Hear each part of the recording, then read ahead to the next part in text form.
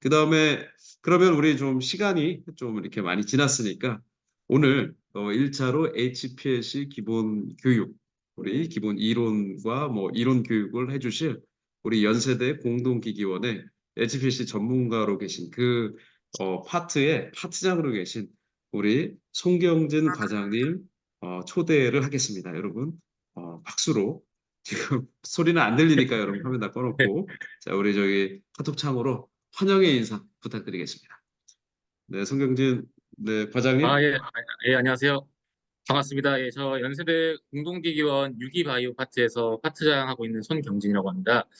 그래서 이제 HPLC 기본 이론에 대해서 제가 경험하고 아는 한도 내에서 좀 도움이 되게끔 준비를 좀 해보았습니다. 그래서 많은 도움이 됐으면 좋겠고, 그럼 지금 시작할까요, 님? 네, 바로 시작하겠습니다. 일단 제가 PPT를 준비를 해봤고요.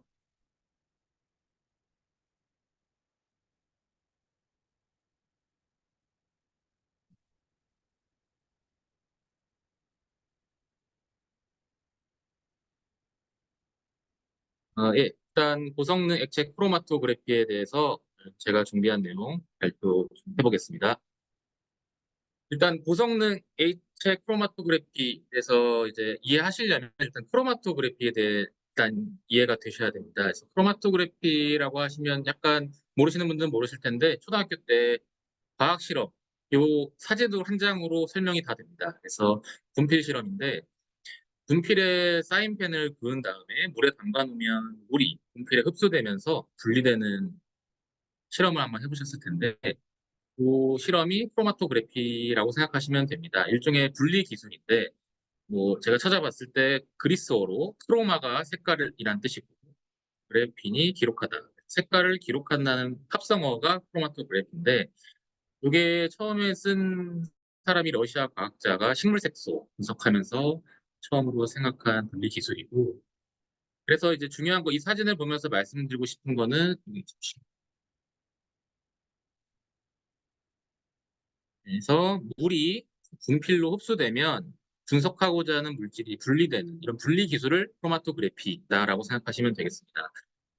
그래서 중요한 요소인 이 물에 해당하는 이동상과 분필에 해당하는 고정상 이 두 가지에 대해서 먼저 설명을 드리겠습니다.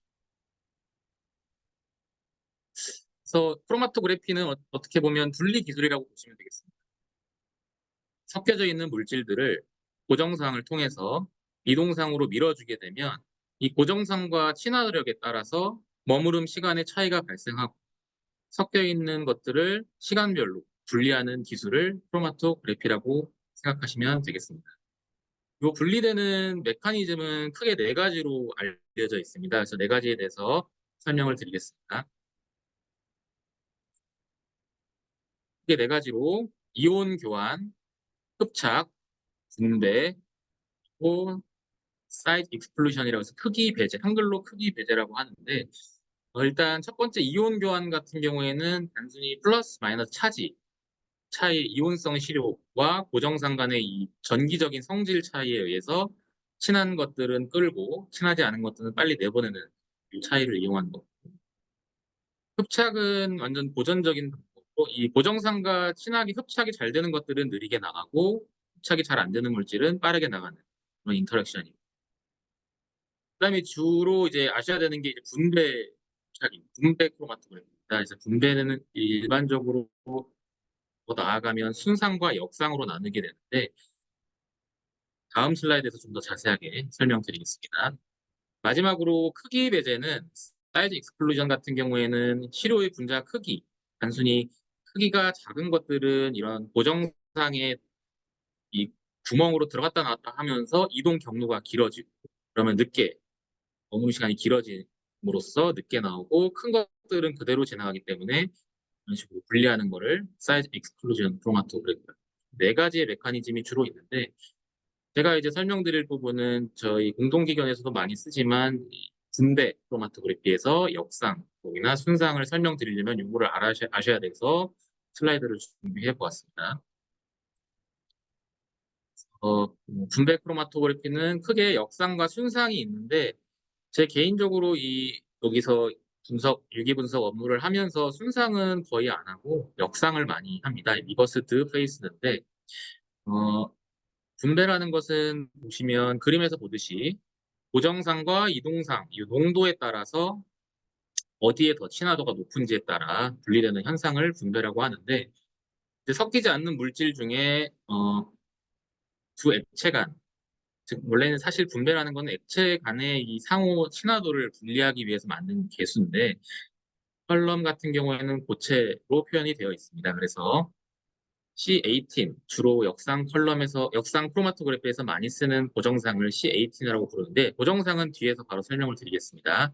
그래서 이동상인 모바일 페이스, 극성 이 두 개의 친화도 차이에 따라서 이 분배 계수가 고정상의 농도가 분자, 이동상의 농도를 분모로 했을 때 이 K 분배 계수가 클수록 하이드로포비시티가 크다 해서 물이랑 친한 즉 이동상과 친하지 않은 물질들이 먼저 분출이 되고 이동상과 친화도가 높은 물질들이 나중에 되는 그런 식으로 분리하는 기술이 분배 크로마토그래피입니다.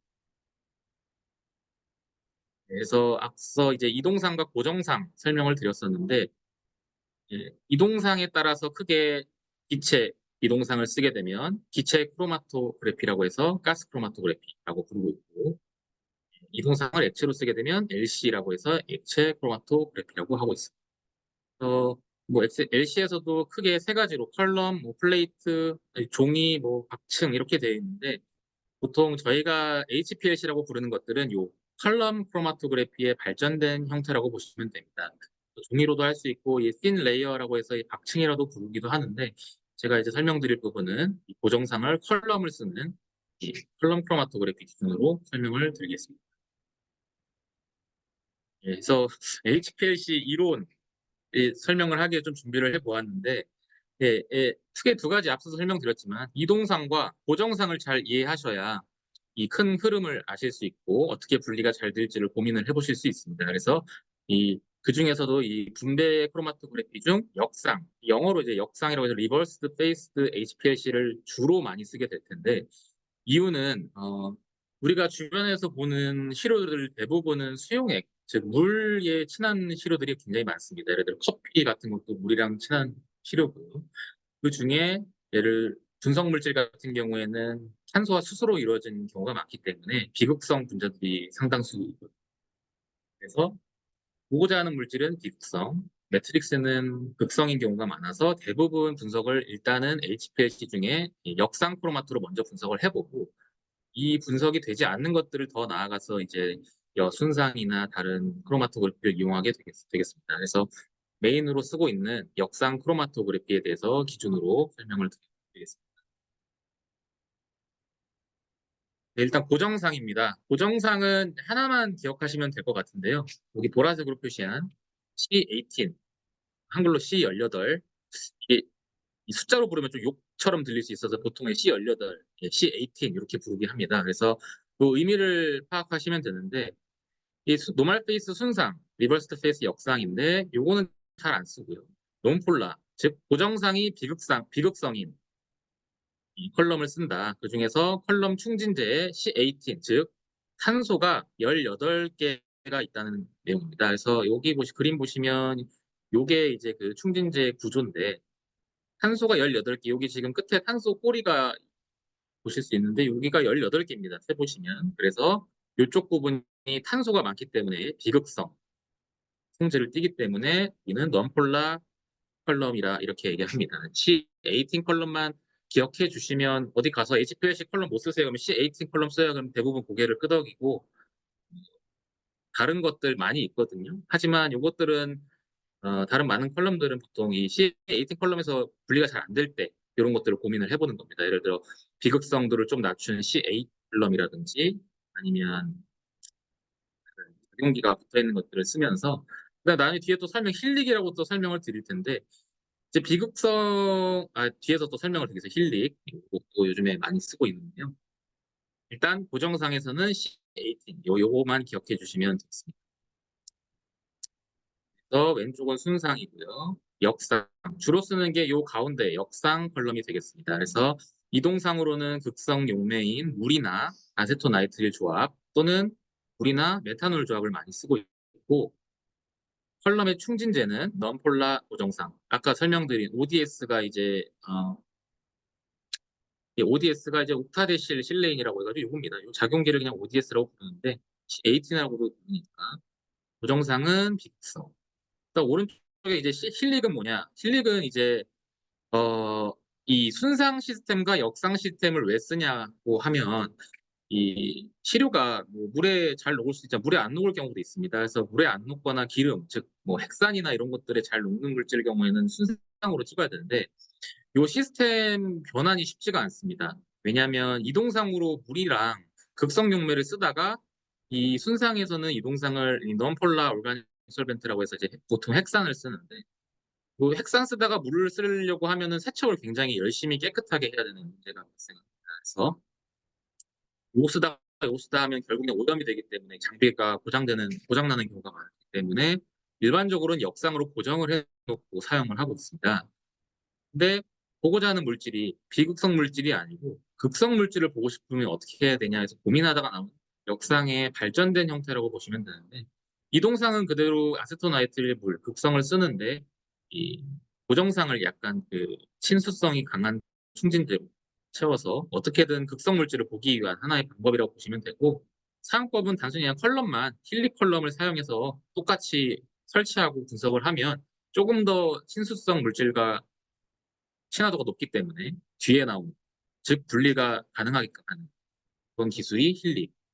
이 두 가지만 기억해 주시면 될 것 같고요. 그 질문 하나 드려도 되나요? 그럼요. 네, 지금 학생들한테 조금 이해도를 좀 높이기 위해서 그 역상이라 하면 이 칼럼에 하이드로포빅한 것이 있으니 네, 하이드로포빅한 것들이 서로 인터랙션 때문에 천천히 오고 하이드로필릭한 거는 인터랙션이 없으니까 빨리 내려가고 요걸 이용한 맞습니다. 거고, 그다음에 이 노멀 페이즈 같은 경우에는 역으로 하이드로포빅한 거는 빨리 내려가고 필릭한 거는 좀 천천히 내려가고, 일단 이렇게 이해하면 되나요? 네, 맞습니다. 그러면은 어쨌든 네. 네. 그러면 그 힐릭은 그 두 가지의 관점에서는 이게 이제 아까 이제 말씀해 주셨던 게 어떻게 어떤 원리로 해가지고 좀 예, 그 예, 예. 단점을 보완했는지 설명 한 번만 좀. 설명드리겠습니다. 네. 그래서 힐릭에 보시면은 단순히 그냥 실리카 그 알갱이라고 생각하시면 되고요. 힐릭에는 이런 실리카만 충진이 되어 있는데, 이 실리카가 이렇게 충진되어 있으면 이 이동상으로는 극성 용매가 흐르기 때문에 친합니다. 그래서 이렇게 그 표면으로 이 물이 친한 이 물층이라고 하는 층이 어떤 레이어가 하나 발생이 되고요. 이 레이어가 이 실온 내에 있는 이 폴란 물질들이 그나마 여기에 걸림으로써 좀 머무름 시간 차이가 발생합니다. 단순히 여기 물층에 의해서 걸러지기 때문에 친수성이 좀 그러니까 어쨌든 역상이든 순상이든 보고자 하는 물질을 최대한 머무름 시간을 만들게끔 하는 게 목적이고, 이러한 레이어가 생기기 때문에 머무름 시간이 발생하면서 분리를 할 수 있는 그런 기술이 되겠습니다. 설명이 됐을까요? 네, 실리카에 이런 감사합니다. 표면층에 물층이 생겨가지고 머무름 시간 차이가 생겨서 음, 분리가 안 되는 것들이 좀 분리가 되는 그런 네, 식의 네. 원리가 되겠습니다. 네. 넘어가겠습니다. 네, 그래서 HPLC 저도 이제 요 이론은 이제 준비하다가 이 HPLC 하는데 이론 단수는 알아야 될 것 같아서 이렇게 준비를 해봤고, 많이 들으셨을 거예요. 이제 영어로 Theoretical Plate Number인데 뭐 어려운 내용은 아닙니다. 그래서 이론 단수라고 하면은 이 컬럼을 기준으로, 이게 컬럼인데 컬럼을 기준으로 했을 때 이 컬럼을 건물이라고 생각하셨을 때 이 층이라고 보시면 되겠습니다. 그래서 층이 많은 것들은 이론 단수가 크고 분리가 잘 된다라고 생각하시면 되는데, 이 이론 단수 n은 아래 이 공식처럼 되어 있는데 TR이 머무름 시간이고요. 나오는 머무름 시간. W가 피크의 위스입니다. 그래서 이를 통해서 머무름 수가 크려면 머무름 시간이 길거나 피크가 좁아야 됩니다. 예, 피크가 좁다는 의미는 이렇게 하나랑 이 두 개의 차이를 봤을 때 이 위스가 좁으면 좁을까 낮다는 거죠. 낮으면 여기가 커지는. 그래서 이론 단수가 높다는 거는 분리 효율이 좋다. 이렇게 컬럼의 효율을 한눈에 좀 볼 수 있게 만드는 거고, 이게 더 나아가서는 컬럼을 선택하실 때 긴 컬럼이, 짧은 컬럼이 있을 때 긴 컬럼은 이 머무름 시간을 좀 길게 할 수 있습니다. 길게 할 수 있고, 또는 이 피크를 좁게 하기 위해서는 여기 들어있는 충진재의 크기를 조금 작게 해가지고 꽉 채워놓으면은 피크가 샤프해져서 이론 단수가 올라가서 분리 효율이 좋아지는데, 충진재 관련해서는 뒤에서 더 설명을 드리겠습니다. 그래서 생각하시기에 이 컬럼을 나눈 이 가상의 층이다. 층을 이론 단수로 생각하시면 되고, 층이 많을수록 분리 효율이 좋다 생각하시면 될 것 같습니다. 다음에 이제 이론 단수랑 같이 짝으로 나오는 HETP인데, HETP에서 이 H만 기억하시면 됩니다. 하이트는 뭐냐면 단순히 앞에서 구한 n을 이용해서 이 L이 뭐냐면 컬럼의 길이거든요. 컬럼의 길이를 이론 단수로 나눈 거를 HETP라고 합니다. 그래서 이론 단수가 높으면 컬럼 길이는 고정이기 때문에 HETP는 낮아지고 역수로 생각하시면 되겠습니다. 그래서 HETP가 낮다는 것은 분리효율이 좋다. 이렇게 이해하시면 되고요. 사실 이제 많이 쓰진 않는데 이 HPLC 하면서 그래도 한 번쯤 알고 가셔야 되는 내용이라서 적어봤습니다. 자, 그 다음에는 이 고정상 내에 있는 파티클인데요.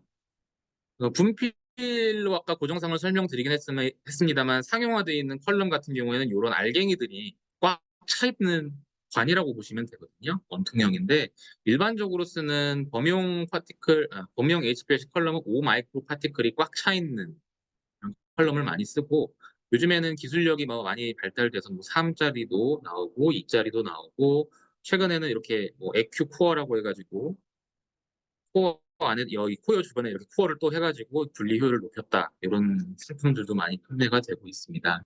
그래서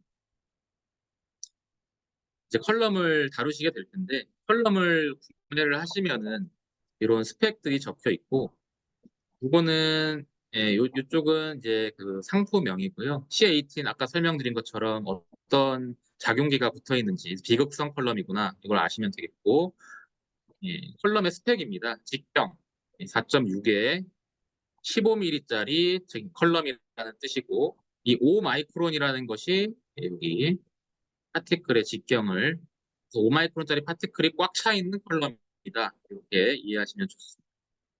컬럼 파티클 디자인이 어떻게 되어 있는지 확인하실 수 있고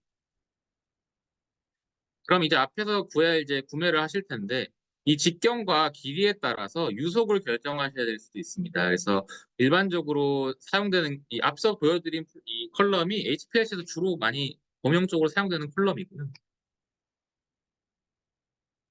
내경이 4.6mm에 보통은 이 컬럼을 쓰게 되면 일반적으로 유속 플로우 레이트를 1ml per minute으로 많이 사용하실 겁니다. 그래서 1ml per minute인데 더 고압의 더 빽빽한 컬럼을 쓰는 경우에는 내경을 더 좁은 거를 쓰게 되면은 0.2ml를 사용하셔야 됩니다. 왜냐하면 더 좁으니까 압이 많이 걸리겠죠. 압이 많이 걸리기 때문에 1mm를 쓰면 컬럼이 터지거든요. 그래서 그걸 맞춰서 쓰게 되고 일반적으로 이 4.6 쓰면 1mm 쓴다 이렇게 외워두셔도 좋은 것 같고요. 최근에 저는 이 4.6은 HPLC로 많이 쓰는데 저 LC 매스를 쓰기 때문에 2.1짜리를 많이 사용합니다. 그래서 이 0.2 마이크로 히터를 저희 많이 쓰는데 200 마이크로에서 400 마이크로 히터 사이에 플로우 레이트를 써서 분석을 많이 하고 있습니다. 여기서 중요한 거는 이제 컬럼 내경에 따라서 플로우 레이트를 결정하시는 게 좋겠다는 내용을 알고 계시면 좋겠습니다.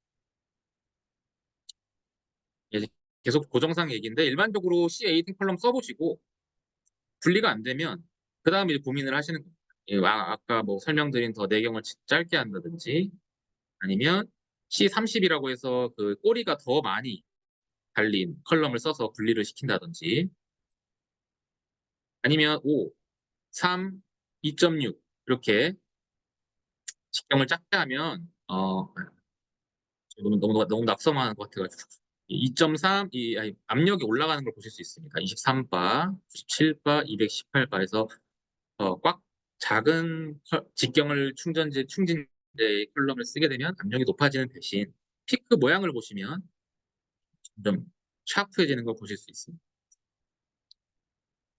주로는 이렇게 고정사항에 따라서 피크 모양도 또는 분리 능력을 결정할 수 있다. 이런 내용을 알고 계시면 좋을 것 같아서 내용을 넣은 것 같습니다. 다음에 이제 고정상 했으니까 이동상 제가 아는 내용에 대해서 설명을 드리겠습니다. 이동상 모바일 페이스인데요. 일반적으로 이동상은 앞서 설명드린 것처럼 역상, 리버스드 페이스를 쓰기 때문에 물과 유기용매의 조합을 많이 쓰는데요. 근데 유기용매에 보통 버퍼를 넣게 됩니다. 버퍼를 넣는 이유는 뒤에 설명드리겠지만 버퍼를 무엇을 썼고 앞서 이 설명되는 건 보통 수용액으로 보시면 되고요. 물, 그다음에 유기용매는 뭘 썼는지 이렇게 해서 비율은 얼마 대 얼마. 그래서 7대 3이라는 내용은 물 70%, 아세토나이트를 30%를 쓰겠다라는 내용입니다.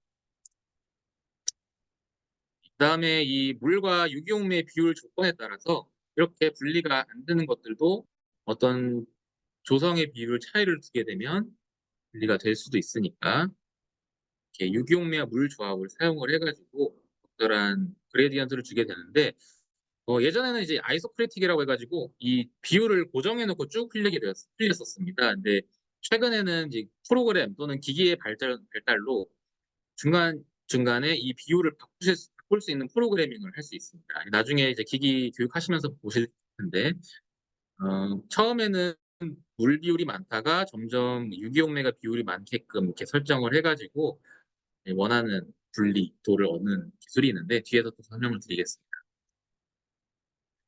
주로 HPLC에서 많이 쓰는 용매고요.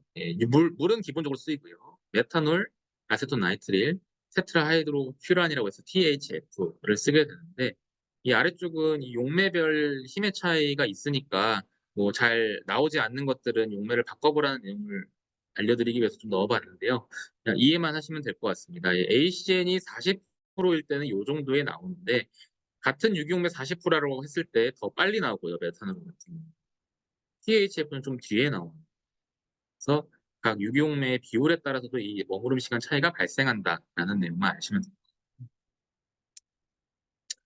이게 뭐 고민하실 거예요. 메탄올 써야 되냐, 아세톤 나이트릴 써야 되냐 고민하실 때 이 두 표를 보고 구분을 해주시면 좋겠습니다. 일단 독성 부분에서는 ACN이 메탄올도 물론 안 좋지만 ACN보다는 좀 낫다고 해서 구수로 되어 있는 것 같고요.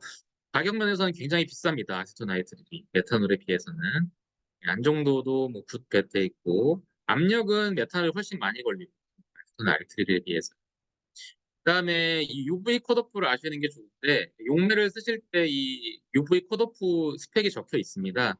왜냐하면 HPLC 이쪽에 또 설명을 드리겠는데 디텍터로 보통 UV 디텍터를 많이 사용합니다. 그래서 UV 디텍터를 쓰는데 컷오프가 205, 메탄올 같은 게 205 나노미터니까 205 나노미터보다 짧은 파장은 안 보인다는 거거든요. 그래서 예를 들어 뭐 198 나노미터의 이 흡광도를 가지는 물질을 보고자 할 때는 메탄올을 쓰게 되면 아예 안 보이는 경우가 있으니까 컷오프, 용매에 대한 컷오프를 한번 고려를 해보시라 해서 표를 넣어보았습니다.